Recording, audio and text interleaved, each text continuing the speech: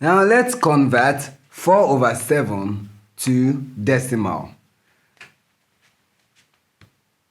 Solution. We will then divide. Remember, the numerator goes in here and then the denominator here. Now 7 in 4, that will give you 0. 0 multiplied by 7, that will give us 0. Now when you subtract, you get 4.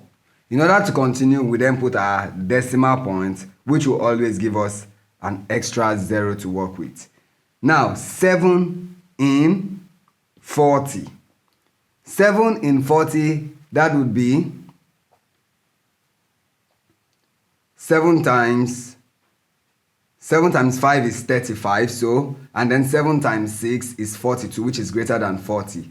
So that is 7 will go 5 times. Now 5 multiplied by 7 will give us 35. And then when we subtract this, we get 5. Add another 0 to this. Now 7 in 50. 7 times 7 is 49.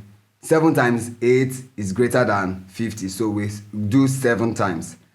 7 in 50, that is 7. 7 times 7 gives us 49. When you subtract this, we get 1. Another 0 to this. And then you see that 7 will go here just once.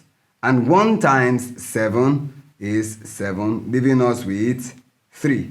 This will go on and on, giving you repeating decimals. So when you are working with a fraction like this that gives you repeating decimal, you can give your answer to a certain number of decimal places. Therefore, I can say that 4/7 is 0.571 to 3 decimal places. Thank you.